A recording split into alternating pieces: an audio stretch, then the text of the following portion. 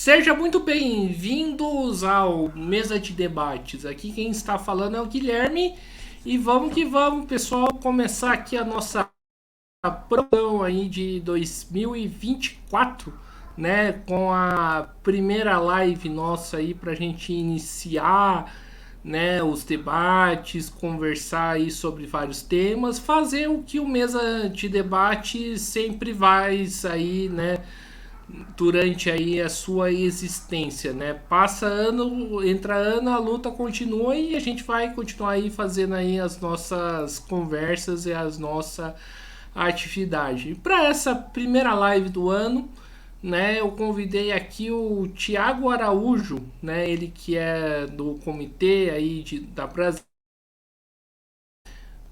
Vamos conversar um pouco aí sobre o local, né, sobre os problemas da região, né, as lutas que ocorrem, enfim, né? Então vamos que vamos. Antes da gente começar aqui o nosso papo, peço pro Thiago se apresentar.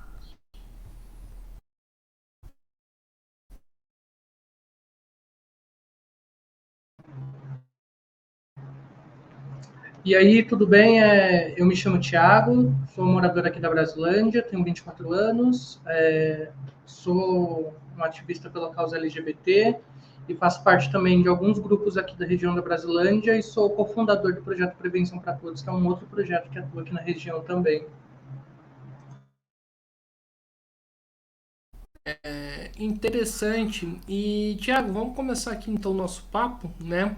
A primeira pergunta que eu faço é o seguinte, né? Quais são hoje os problemas, os desafios, né? As contradições que vocês aí da Brasilândia, né, que estão organizados, precisam enfrentar? Bom, eu acho que todos os possíveis, assim, desde falta de lazer, educação, saúde, é, muita pressão policial, opressão mesmo, encarceramento da juventude.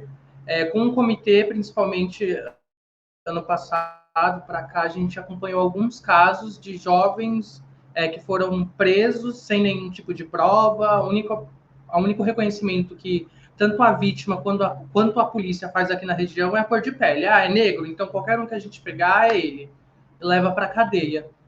E dentro desses casos mesmo, depois de 5, 6 meses encarcerados, é, a justiça solta por falta de provas, né? Seja porque o reconhecimento foi falho, porque o reconhecimento não foi feito da forma correta, mas a gente tem discutido bastante aqui na região a falta dessas coisas mesmo, de lazer. Aqui pela Brasilândia a gente não tem nenhum tipo de lazer, as praças estão abandonadas, os centros culturais são muito longes da periferia mesmo, do morro, assim como a falta de acesso à saúde, o socateamento da educação, que também atrapalha bastante.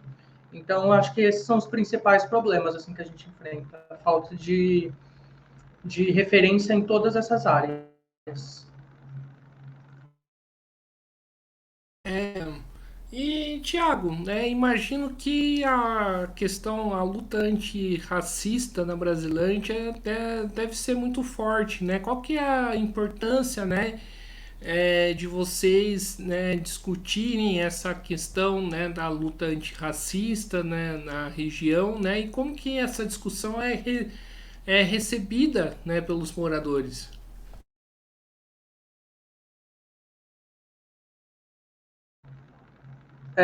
Eu acho que com o comitê a gente começou fazendo uma campanha de conscientização política mesmo, desde o início da pandemia, para o pessoal entender os problemas que a gente tinha em comum aqui na região, né? Então, desde o começo a gente juntou uma galera muito legal, de professores aqui do bairro, trabalhadores, para arrecadar uma grana e conseguir fazer um levantamento para doar cestas básicas e kits de higiene para o pessoal e lutar pela vacina aqui na região.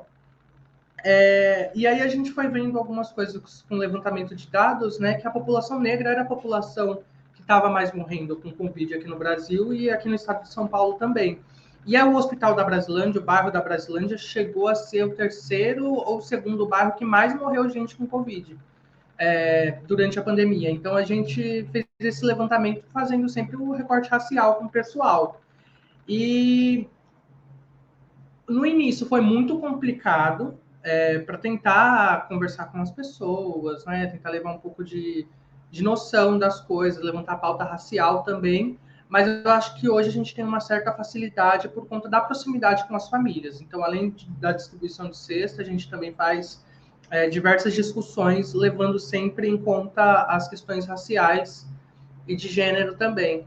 Mas eu acho que a maior dificuldade que a gente teve, e aí não falo nem só do pessoal do Comitê da Brasilândia, me refiro a outras coisas também, é você ver pessoas negras não se identificando enquanto pessoas negras. Que tanto nas UBSs aqui da região a gente ouviu alguns casos, quanto conversando no dia a dia mesmo com as pessoas, de você falar, e aí, como você auto se declara? E a pessoa falar, eu não me considero negra, ou então, mas para que você quer saber isso? Qual a necessidade de vocês quererem saber isso? E aí a gente entra nessa discussão também da autodeclaração das pessoas. Mas por enquanto tá tranquilo, assim, a gente ainda não pegamos nenhum embate com ninguém, não, referente a isso. O pessoal tá bem aberto a receber a gente, ouvir a gente e a discutir também.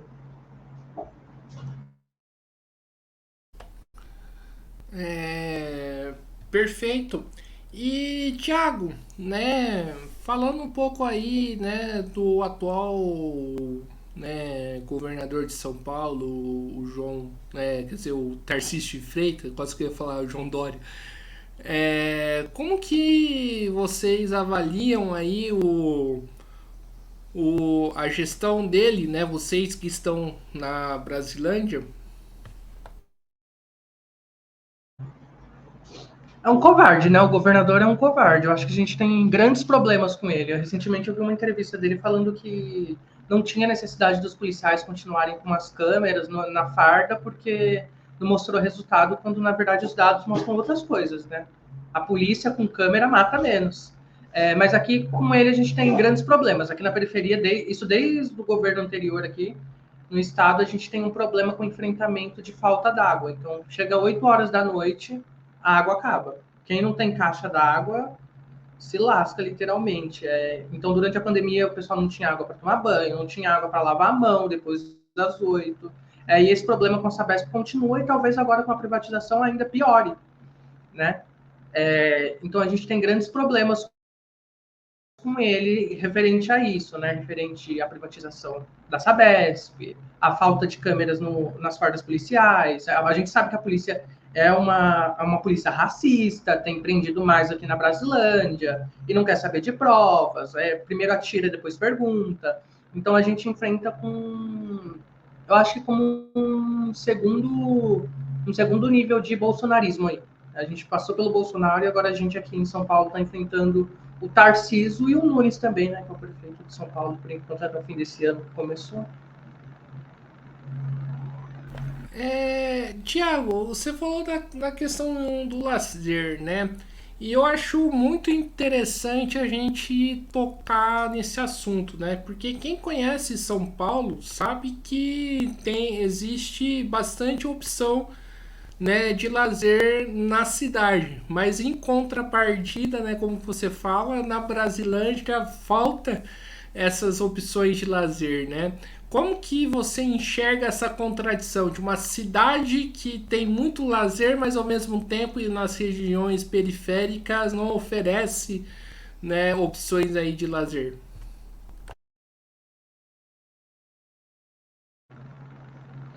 Eu enxergo como um ato de descaso mesmo, né? Eles enxergam a gente para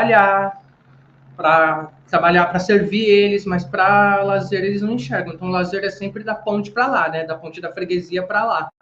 Porque por exemplo, aqui na Brasilândia, o centro cultural mais próximo que a gente tem é a Casa de Cultura da Brasilândia e tem o Centro Cultural da Juventude, que fica próximo ao Terminal da Cachoeirinha.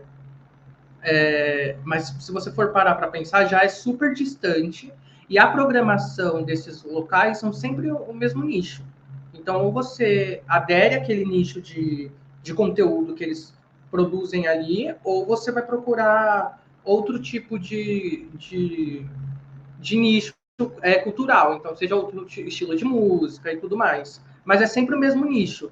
Fora que o financiamento que a prefeitura e o Estado faz não contemplam os grupos da Brasilândia, que são coletivos e não ONGs. Então, grande parte dos editais são feitos e criados para ONGs com CNPJ, tem que ter 3 anos de atuação, e não para coletivos como, por exemplo, o Comitê da Brasilândia que a gente participa, que não é uma que não chega a ser uma organização fundamentada com documentação e tudo mais. Então eles financiam sim coletivos, culturais e tudo mais, mas aí eles criam esse tipo de barreira para que os coletivos não consigam adentrar e conseguir atuar nessa área também.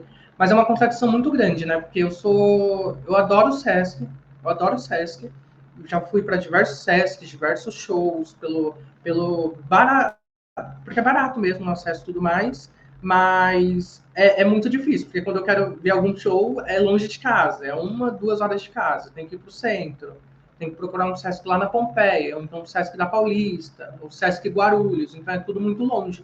E é isso, eu acho que, inclusive, a tarifa grátis dos ônibus é justamente para isso, porque eles sabem que não existe lazer na periferia, e aí de domingo as pessoas da periferia conseguem dar uma circulada por aí.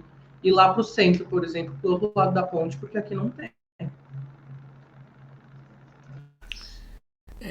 Certo, né? E né, a gente sabe que hoje, né, inclusive vai ter manifestação aí contra o aumento da tarifa, acho que do metrô e da CPTM, se eu não me engano, né, me corrija se eu estiver errado, o Ricardo Nunes não vai aderir, pelo menos até o momento, ao aumento da tarifa. De que forma o aumento da tarifa impacta, né, vocês, né, e né, impacta essa questão aí do acesso à cultura, né, já que nós estamos debatendo?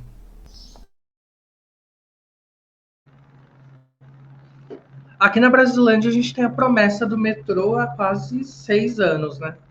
Começou o metrô, agora tem alguns bairros que estão afundando, teve aquele acidente na Marginal, aqui na região próxima à Avenida João Paulo, a gente também tem a rua que deu uma afundada, então sempre tem desvio de rota, mas eu acho que o transporte público como um todo, para a gente sempre é um problema, né?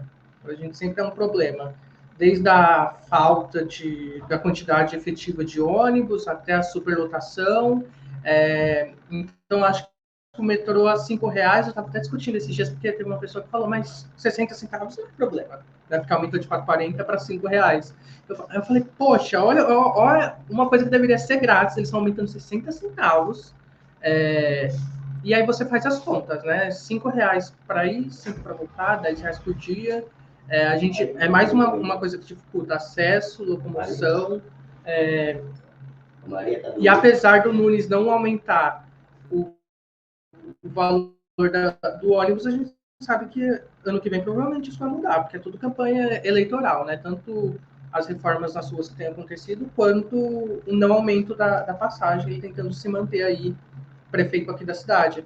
Mas eu acho que é interessante a gente pensar nesse ponto do Nunes também, porque ele passa uma certa falta de representatividade, uma falsa representatividade, né? A gente tem a secretária de Cultura aqui de São Paulo, que trouxe para as periferias a virada do pertencimento, que é a virada cultural, que tem os palcos na periferia, mas é uma pessoa que é negra, não discute questões raciais na Secretaria de Cultura, por exemplo, mas que está ali tentando passar essa falsa representatividade dentro da equipe do prefeito, né?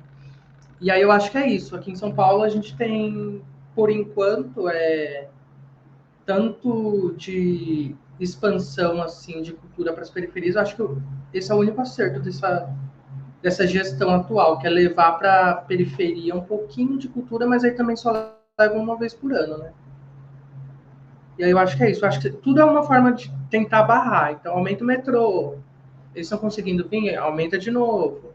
Estão conseguindo, barra de novo. Vamos colocar sempre um tipo de barreira para que eles não consigam. E o interessante nisso tudo, né? interessante não, né? Mas o complicado nisso tudo, né? Que quando eu só comentar um fato aqui, quando eu comecei a, a estudar em São Paulo em 2009, o preço do metrô acho que era 2,50. Agora tá virou o dobro. Bem complicado. E continuando aqui a nosso bate-papo, o Thiago, ainda na parte da questão cultural, né? Você falou aí dessa falta, né, de opções que existe aí para periferia, né? Nessa questão aí dos nichos, né? Normalmente, principalmente pegando a parte da juventude, né? A juventude procura aí meios, de procurar se divertir, como por exemplo os pancadão, né, os bailes que acontece e tudo mais, e isso é muito criminalizado, né, inclusive, pelo Estado, pela classe média, por setores aí mais conservadores. Como que você vê essa criminalização e como que você vê esse modo aí de procura, né, de diversão aí para a juventude?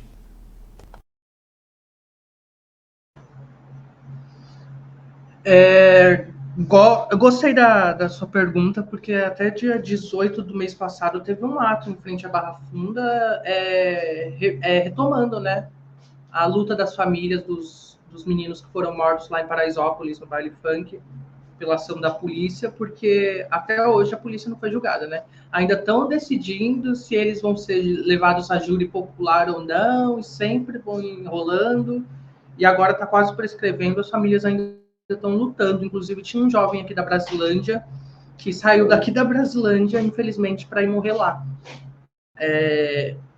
E, assim, eu enxergo como algo natural.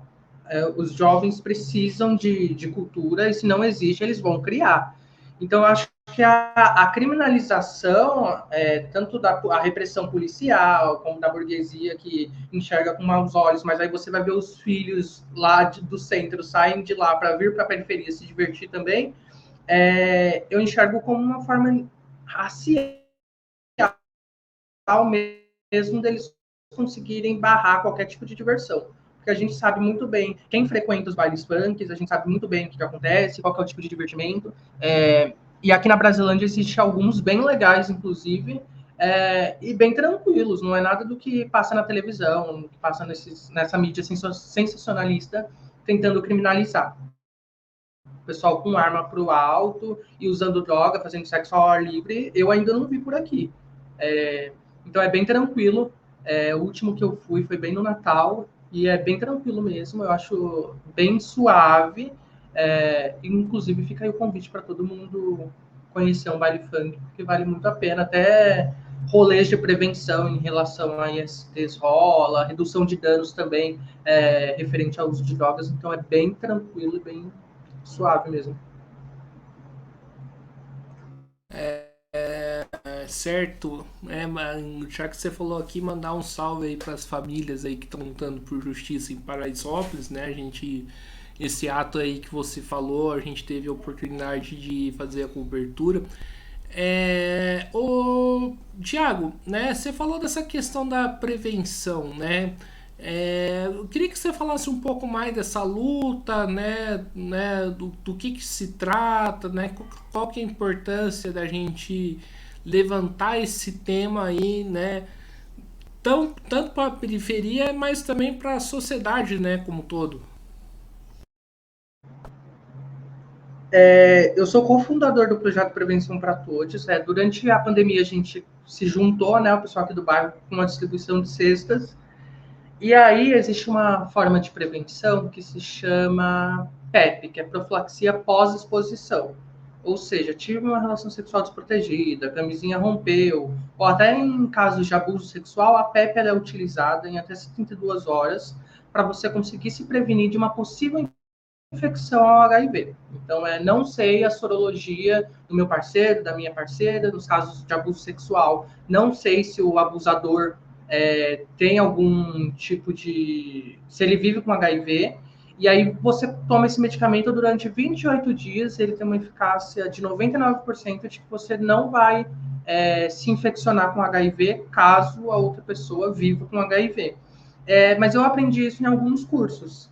E aí, durante as distribuições de cestas, a gente fez contato com um serviço de atenção especializada, né, a ISTs aqui da região, e consegui retirar alguns insumos, como o preservativo interno, que é o antigo feminino, e o preservativo externo, que é o masculino, para a gente fazer essa distribuição em conjunto com as cestas aqui para as famílias.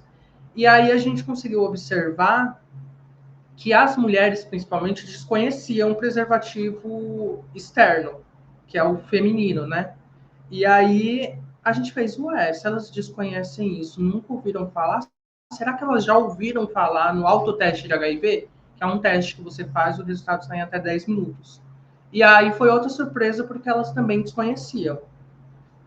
E aí a gente observando junto com o pessoal da coordenadoria de AST aqui do município de São Paulo, eles abriram um edital para coletivos não regulamentados, né, entre pessoas sem CNPJ e tudo mais, para financiar ações como as que a gente estava realizando.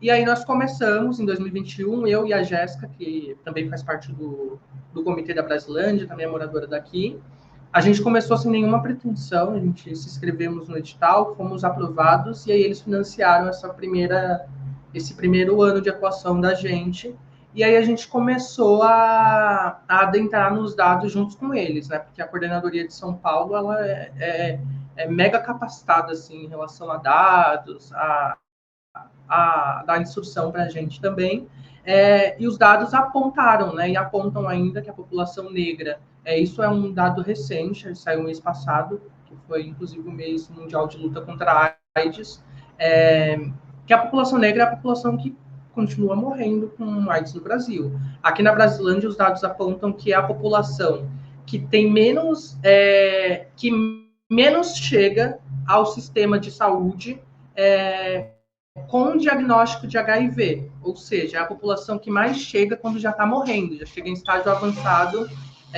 da AIDS, isso em dados aqui dos sistemas, dos pontos de saúde aqui da região da Brasilândia. Mas a gente foi levantando essa pauta toda porque é muito importante a prevenção, né?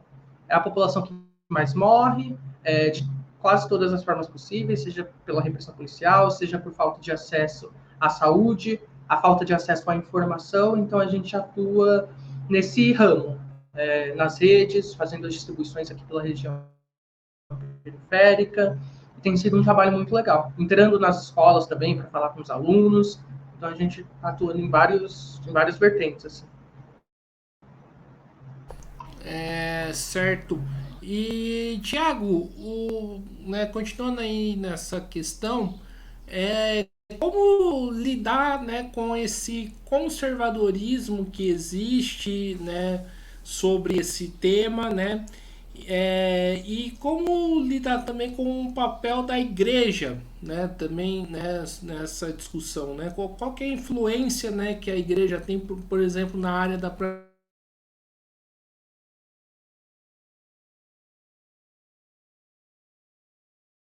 Brasilândia?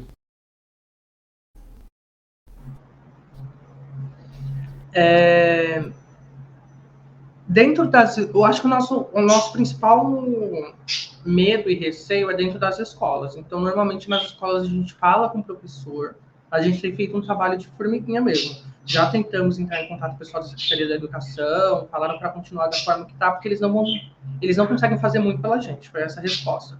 Então, a gente se apresenta para algum professor que seja próximo da gente, ou para o diretor da escola, apresenta o projeto, né? Porque é um tema que não tem sido discutido nas escolas, e também da forma como era discutido não é legal, que é aquela forma que mostravam pra gente, sei lá, um pênis, uma vagina cheio de verruga e falavam, ó, só sexo com camisinha, e é isso aí, transem só com camisinha, tem que usar camisinha. E é interessante que essa discussão chegue a um fim, porque existem outras formas de prevenção também, além da camisinha. Então a gente tem, dentro das escolas a gente ainda não encontrou nada muito muito conservador, pelo contrário. Ano passado fui chamado para ir numa escola falar sobre a história do movimento LGBT e LGBTQIA+, fobia, porque os professores estavam sendo transfóbicos com alunas trans. E aí, quando a gente foi na escola, a Jéssica foi junto também, a escola estava toda decorada, com bandeira LGBT, muitas alunas trans, fiquei bastante emocionado também por conta disso, porque representatividade é muito importante, e ver uma escola totalmente mudada, desde quando a época que eu estudo, eu me formei há 7 anos atrás, praticamente, é muito interessante, porque eu sempre falo, eu queria ter esse tipo de palestra que eu estou dando hoje, sabe? Eu queria ver alguém como eu dentro de uma escola, talvez eu tivesse passado por um processo de aceitação muito mais tranquilo. Mas as igrejas aqui na Brasilândia, ela tem todas elas, né, têm uma influência muito gritante, assim, porque é uma praticamente a cada esquina. E aí pouquíssimas mesmo, fazem ações sociais, por exemplo. Durante a pandemia, foram pouquíssimas aqui da região que eu vi distribuindo cestas básicas, kits de higiene. E aí eu acho que o conservadorismo está dentro dessa vertente mesmo, está mais dentro da igreja, né? A gente até entra em discussão com isso, porque dentro de terreiro, a gente sabe que existe projetos incríveis que atuam falando sobre temáticas de prevenção. Mas dentro da igreja é mega difícil, porque a igreja entra naquele de tabu, né? Sexo só depois do casamento. Tá, mas e aí? Rolou antes, e aí? O que faz? Um jovem, um adolescente, tá ali no ápice, fez, e aí? Ele sabe se prevenir? Sabe se proteger? Sabe quais são as formas? E aí, eu acho que são essas as discussões. E aí a gente tem tentado um contato, vai tentando chegar de forma mais próxima. Se não pode discutir, pode entregar pelo menos uma cartilha, vai tentando barrar esse conservadorismo. Mas é esse conservadorismo que também ajudou a eleger o Tarcísio e o Bolsonaro, né? Eles são bem influentes para algumas coisas, e influentes e má influências para outras. Tiago, eu tive a oportunidade aí de entrevistar, né, no ano passado, se eu não me engano, a Carolina Iara, né, que é co-deputada, em São Paulo pelo PSOL. E uma das perguntas que eu faço é a questão da vacinação, né, a questão de remédios, né, contra a AIDS, né? Você passa ano, a gente vê esse debate, né? A gente viu uma vacina que, por exemplo, da Covid, que foi produzida aí em um tempo muito rápido, né? E que bom, né, que foi produzida assim, né? Porque não dava para conviver com tanta morte assim rolando. E a gente não vê a produção da vacina contra a AIDS, né? Por que disso, né? Como que você vê esse debate?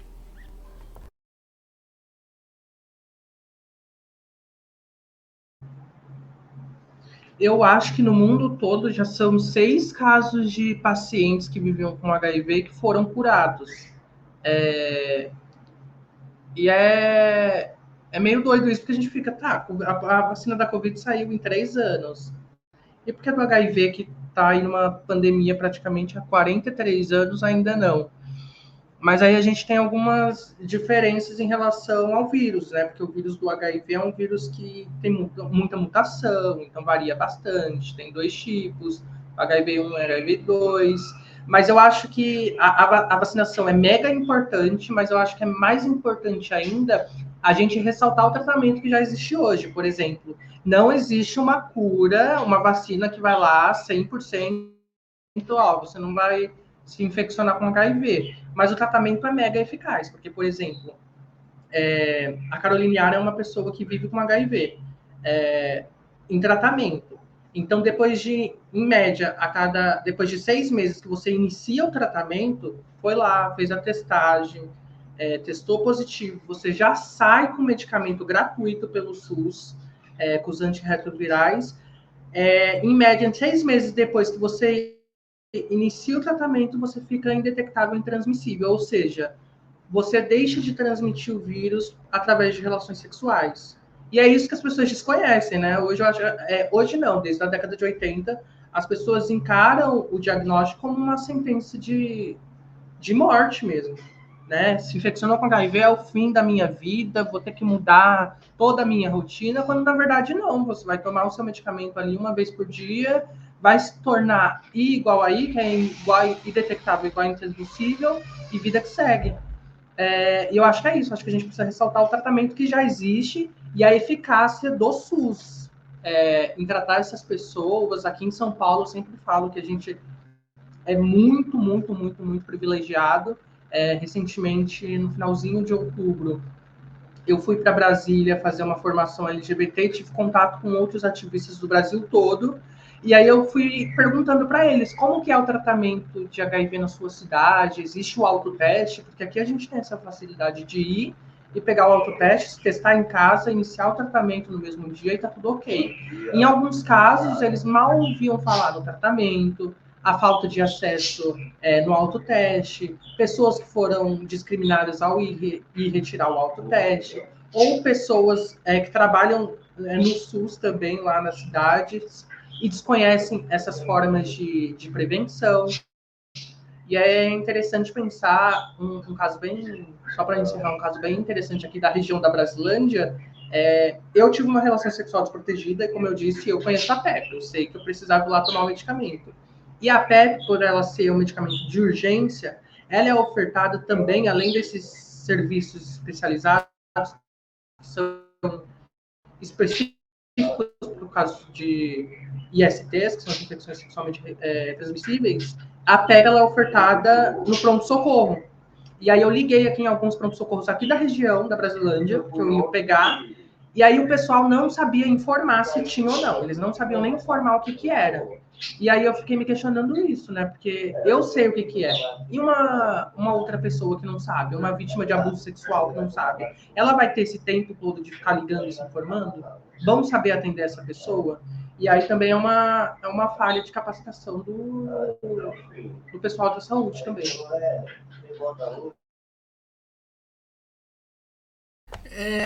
Tiago, né, a gente falou aqui, a gente não debateu, acho que uma das coisas principais. Afinal, o que que é esse comitê, né, da Brasilândia?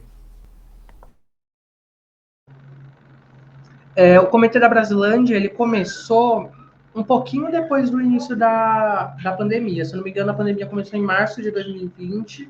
O comitê começou a atuar mais ou menos em março, eu acho que em torno de maio, que a professora Flávia, que inclusive me deu aula também, ela reuniu uma galera e a gente, eu acho que todo mundo conseguiu observar isso. Em outras regiões periféricas aqui de São Paulo, existe uma atuação muito grande de ONGs, de igrejas, de empresas, tudo mais, e aqui na Brasilândia não.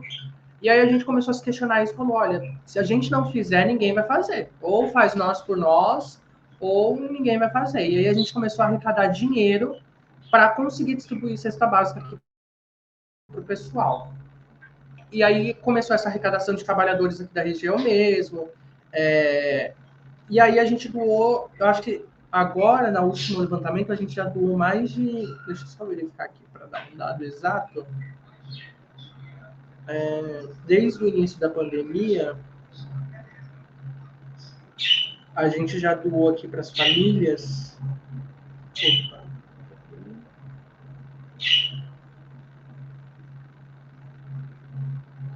A gente já doou mais de 1 tonelada de alimentos, e aí foram frutas, verduras, arroz, feijão, e mais de 1.935 cestas básicas, além de 263 kits de higiene e 1.230 máscaras de pano.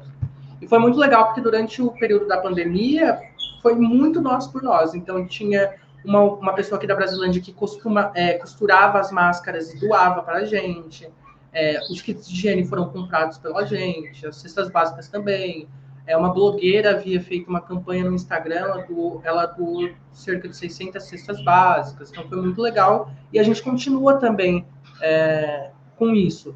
E aí o comitê também atua na Marcha da Periferia, que surgiu em 2015 durante as ocupações escolares, contra aquele projeto de reorganização escolar do então ex-governador Geraldo Alckmin, que é atual vice-presidente. E aí a gente atua com isso. Hoje a gente conta com a Casa Luísa Marim, que é um espaço do PSTU aqui na região, mas que a gente tem feito bastante eventos lá, as distribuições de cestas rolam lá, antes era na minha casa, atualmente rolam lá. tem aulas de xadrez, a gente tem tentado tornar o espaço um polo cultural também aqui para o pessoal da Brasilândia.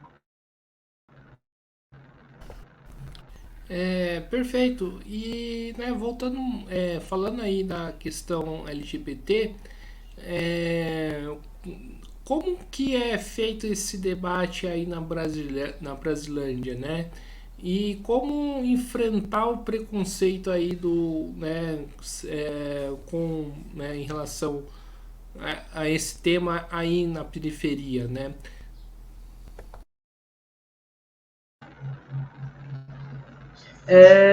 O movimento LGBT por aqui, como eu disse, falta referência em tudo. Então, falta também referência em relação ao movimento LGBT. ONGs, coletivos. Então, a gente tem grandes ícones LGBTs que saíram aqui da periferia, como Márcia Pantera, entre outros, mas que são apagados literalmente da história do movimento LGBT como um todo, que são esquecidos, e grande parte propositalmente, né?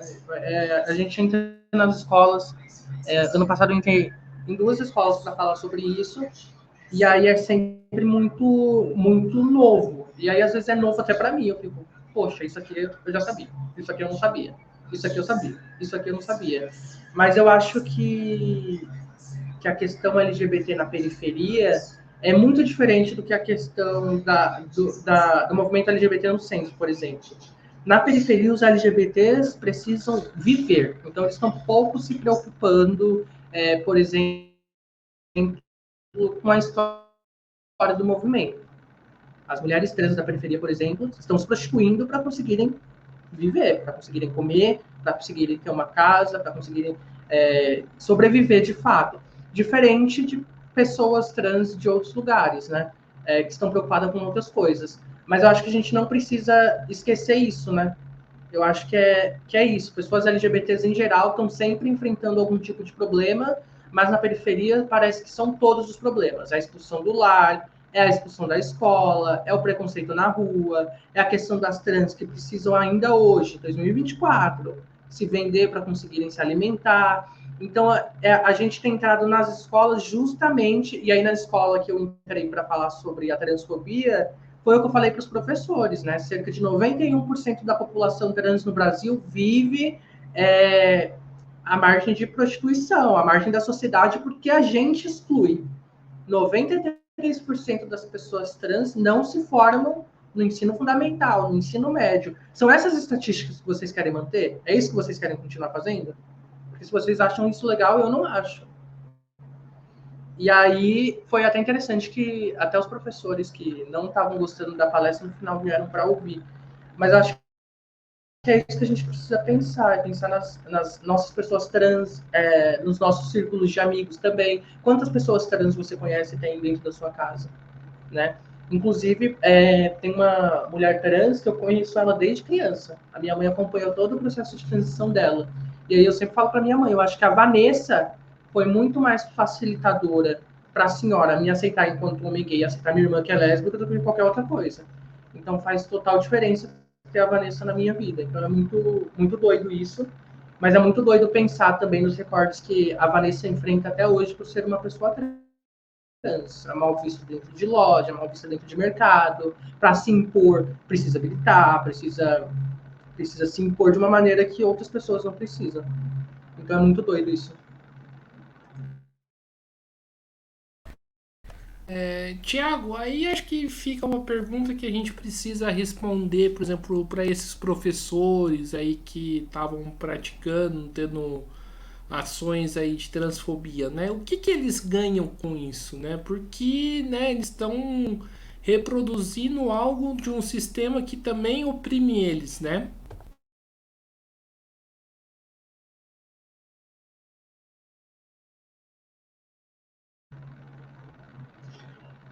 É, tinha recentemente começou aquela CPI idiota lá aqui na Câmara de São Paulo para investigar as atuações do padre Júlio Lancelotti. E aí ontem descobriram que o Tami Miranda, que é um homem trans, que foi reprimido pela direita, assinou também o pedido no CPI, tem assinatura lá, pedindo para investigarem o padre. E aí tem uma frase que é muito legal, né? Que o sonho do opressor, do oprimido é virar opressor. Eu acho que é literalmente isso. Eu acho que isso desde 2015 eu tenho essa visão para mim. Os professores é uma classe muito sucateada. Já vi professor meu apoiando em manifestação. E durante as ocupações, que eu também ocupei, a gente teve diversos casos de professores que olhavam para a gente dentro da escola e falavam assim, olha, vocês não vão conseguir nada, desistam disso. A reorganização vai acontecer, vocês querendo sim ou não, a escola vai fechar. Teve professor indo para cima de aluno com martelo, tentando quebrar cadeado de ocupação, mas eu acho que esses professores específicos, eles são tão perderam tanta força na luta, porque apanharam tanto que acaba entrando isso na cabeça. Então, tudo que o governo impõe vai ser isso, não vou lutar nada contra isso, não vou mais me defender porque não preciso mais de defesa. E aí eu acho que é isso, eles deixam de ser não oprimidos, entre aspas, deixam de ser os oprimidos para oprimirem aquilo que eles podem. Então, vamos oprimir um aluno que está tendo certos comportamentos que eles não acham adequados, vamos oprimir a aluna trans, não vamos deixá-la usar o banheiro feminino, por mais que tenha uma lei que assegure isso, vamos tentar excluir ela dos outros alunos considerados normais. E eu acho que é isso, eu acho que muitos professores são, sim, conservadores, a direção também, mas é muito chocante você ver professores sendo transfóbicos e os colegas não. E quando eu fui chamado na escola, foi isso que mais me chocou. Ser chamado para dentro da escola para falar sobre LGBTfobia, porque professores estavam sendo transfóbicos. Eu imaginei que seriam alunos e não pessoas que dão aulas, né? Professores, de fato. E os alunos, né, nessa questão, né? Como que eles reagem a esse tema, na sua visão? A palestra que eu dei, quando começou tipo com um sarau, e foram alunos heterossexuais. Era um menino hétero que fez uma rima super legal lá. Eu falei, nossa, que legal, e achei que a palestra ia ser muito mais específica para os alunos LGBT, mas não. Colocaram todos os alunos da escola no pátio, todo mundo ouviu tranquilo, perguntaram, que eu acho isso mega interessante, porque na minha época, se eu tivesse que perguntar, eu não perguntaria nada. Assim como quando a gente entrega os preservativos na escola, na minha época eu encheria o preservativo e eu fazia de balão. Hoje não. Eles estão muito mais interativos e interessados pelo tema do que quando eu estudava. É muito doido essa comparação também. Mas é isso, eu acho que estão muito mais abertos e mais tranquilos a receber, estão mais interessados. Claro que tem um caso ou outro que passa longe da curva, assim, mas estão muito mais abertos, tranquilos do que antigamente. Eu acho não. Durante a minha adolescência toda eu fui muito homofóbico, transfóbico, ficava xingando os outros na escola. E eu acho que hoje eles estão com uma cabeça mais aberta para entenderem as coisas, entenderem diversas pautas que antes não eram tão atrativas como são hoje. Certo. Eu também fui professor eu fui professor na rede estadual, né? Esse ano de 2024 vai completar 10 anos, né? Do meu último ano que eu lecionei. E a pergunta que eu faço aí para você, né? Nesse período aí todo, acho que você deve ter sido foi aluno nessa época também. O que que mudou de lá para cá, na sua opinião, que teve essa transformação? Eu acho que, sem sombra de dúvidas, a internet. A internet, ela deu uma é um salto muito grande, porque hoje, antigamente a gente para descobrir alguma coisa ia numa, sei lá, numa biblioteca, ou penava já na internet também, mas hoje é muito mais rápido. Então, o acesso, acho que é a facilitação de acesso. Se você está interessado em algum tema, você vai lá, busca, e em 5 segundos você tem a resposta. Isso é muito, muito, muito doido. Eu acho que quando eu me aceitei gay, a primeira coisa que eu fui pesquisar foi sobre a história do movimento LGBT, e eu não tinha tanto acesso à internet como eu queria, e também era tudo muito, muito obscuro para que ninguém descobrisse, né? Escondido, depois das 2 da manhã, quando todo mundo estivesse dormindo, para ninguém descobrir. Mas hoje não, eu acho que a internet facilita muita coisa, e a representatividade também, né? A gente vê, e aí na causa LGBT, tanto, também quanto na causa racial, você vê personagens negros aparecendo mais na televisão, você vê personagens LGBTs aparecendo com mais frequência, apesar dos recortes serem sempre os mesmos, né? Sempre um gay com mega trejeitos, ou então uma mulher negra super agressiva, mas tá ali a representatividade tem aumentado nos últimos anos. Inclusive, ano passado, se não me engano, a Globo fez uma novela com um elenco majoritariamente negro, e foi uma mega novela que abordava várias questões, tanto questões raciais quanto questões religiosas, e inclusive foi a última novela que eu acompanhei, assim, que foi muito boa. Mas acho que é isso, acho que o acesso facilitou muita coisa mesmo. Você falou aí das ocupações, né, das escolas, né, e né, até citou aí casos de professores que tentavam furar essas ocupações, acho que foi em 2015, né? Você participou dessas ocupações? Você lembra aí como que foi a experiência e tal? Né? O que que trouxe aí para você? Antes das ocupações, eu sempre fui muito envolvido com a causa dos professores. Então, eu sempre fui para a manifestação dos professores. Na época, eu tinha 15 anos, mas antes, com menos idade, eu já ia também. Minha mãe sempre achou isso ok. A gente ocupou o DAMI, que é a escola que eu estudei, a partir daquele era o dia E da educação, que o governo fez um sábado, para explicar sobre a reorganização escolar para os familiares, já que os pais não sabiam a escola que os alunos iam ser transferidos. E aí eles barraram os alunos de ouvirem o que ia acontecer. A gente via passando na TV, mas ninguém sabia o que ia acontecer. E aí, o plano, teoricamente, ele ia fechar 94 escolas de São Paulo e ia tornar todas as escolas ou de ensino médio ou de ensino fundamental. E a escola que eu estudava, ela era híbrida, né? Pegava tanto ensino fundamental quanto ensino médio. E ao decorrer dos anos, depois dessa reorganização, a minha escola passaria a deixar de receber alunos, então ela fecharia em cerca de 2 anos, assim como outras diversas escolas. Então, a partir do dia E, desse dia E, que foi num sábado, se eu não me engano, dia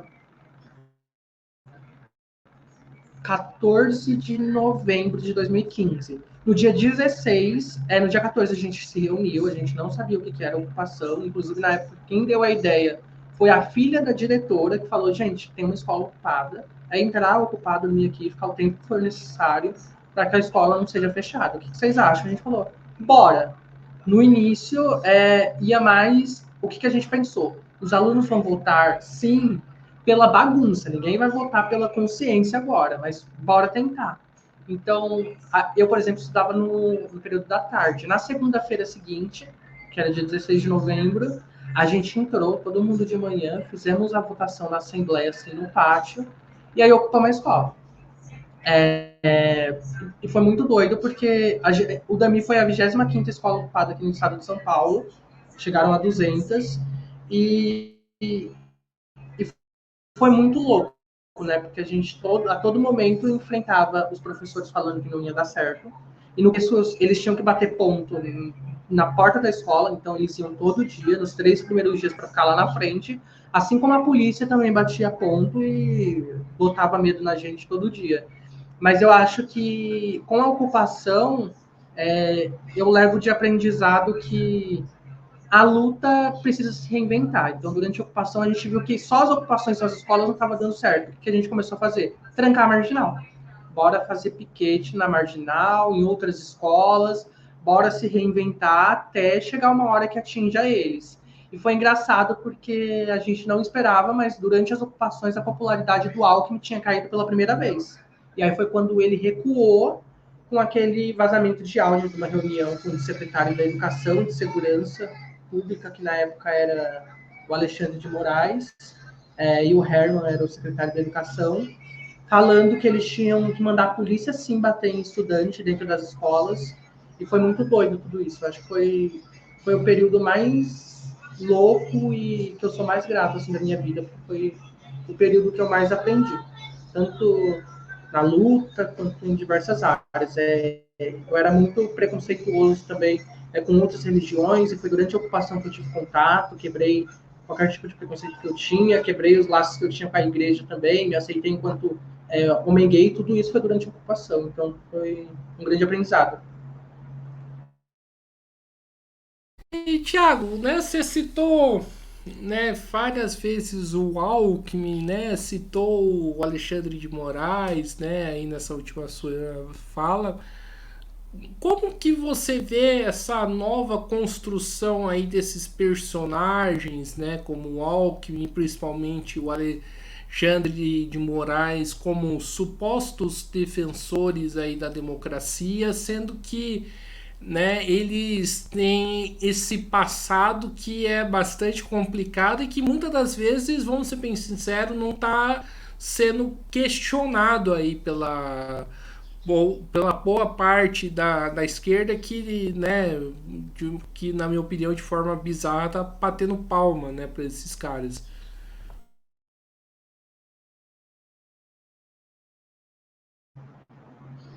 Eu acho não, tenho certeza, a gente não pode esquecer disso, né? É claro que a atuação do Alexandre lá no dia 8 de janeiro, a atuação que ele tem tido contra o bolsonarismo como um todo é interessante, mas eu, por exemplo, fico com o pé atrás. Qualquer coisa que eu vejo, eu fico com o pé atrás, principalmente no Alckmin também. Então, ver a chapa Lula-Alckmin para mim foi um terror, ter que votar no Lula já assim para mim já foi meio doido, mas com o Alckmin como vice foi ainda mais preocupante. Então foi muito doido isso. Mas eu acho que é isso, acho que a gente não pode esquecer e tentar sempre lembrar, né? Quem que estava batendo na gente nesses períodos, né? Era Alckmin e Xandão. Alckmin e Xandão também já bateram na gente. Hoje estão aí com essas atuações, mas que já bateram na gente também. Acho que a gente não pode se esquecer disso nunca.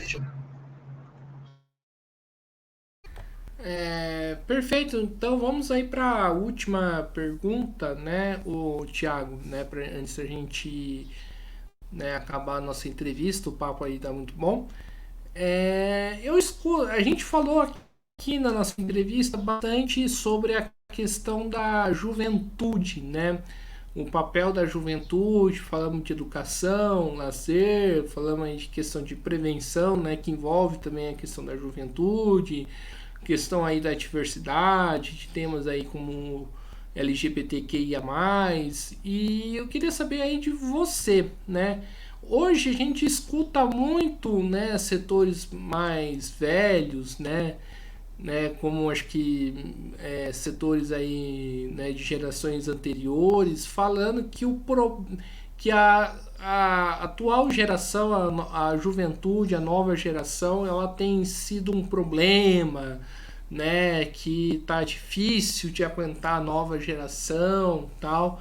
Eu queria saber de você, né, como que você escuta esse tipo, né, de debate, né, principalmente você que está na periferia, está na Brasilândia, né, como que você vê esse tipo de argumento, né, sobre a juventude?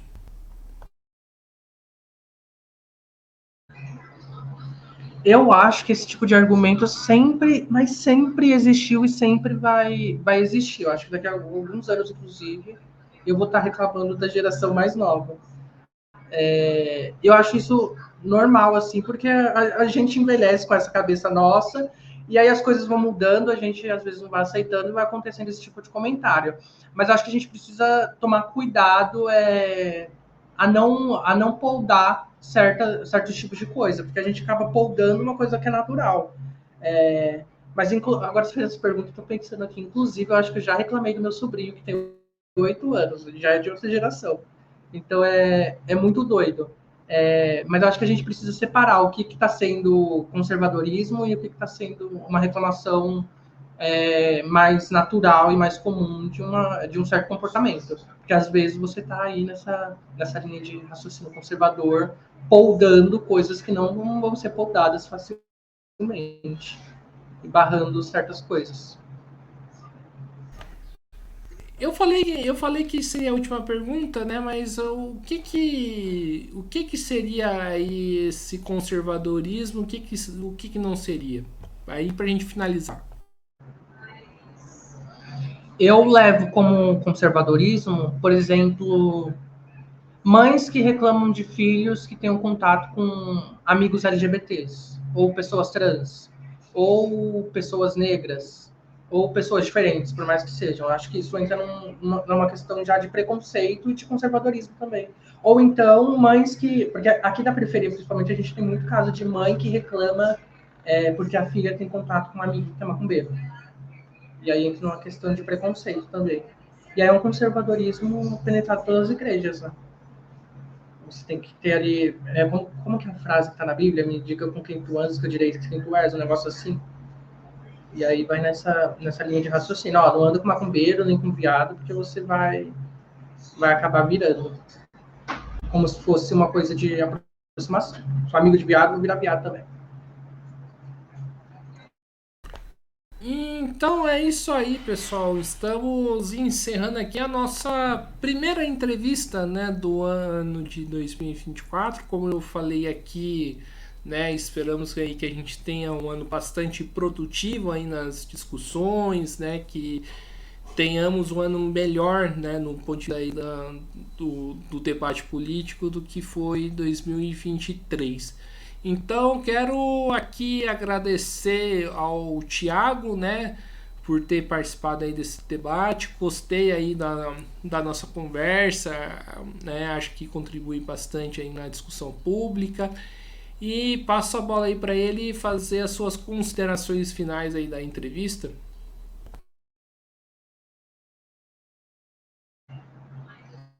Eu gostei bastante também, fiquei bastante agradecido pelo convite, bastante emocionado. Desde da entrevista, da pequena entrevista que eu dei lá na Marcha da Periferia até o convite agora, eu acho que é muito, muito importante o trabalho que vocês têm realizado em, em fazer a cobertura dos atos, desde o ato da Marcha da Periferia até como o ato das Mães de Paraisópolis e os outros atos como, como um todo.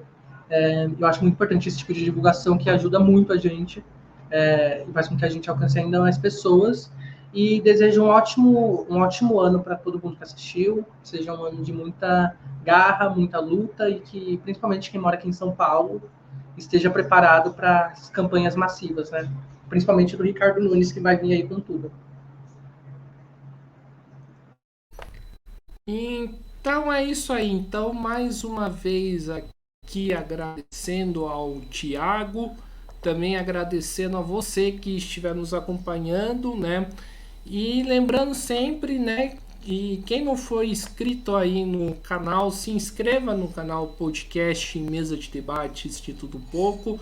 Ajude a gente chegar à faixa de 7.000 inscritos, né?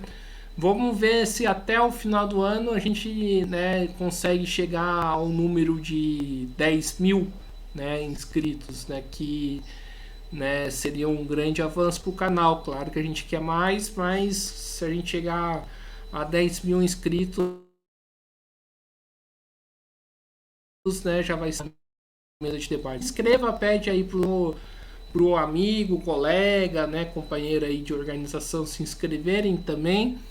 E quem puder, colabore aqui com o nosso Pix 385 007 02800 CPF, o Pix aí passando na na telinha aí para você.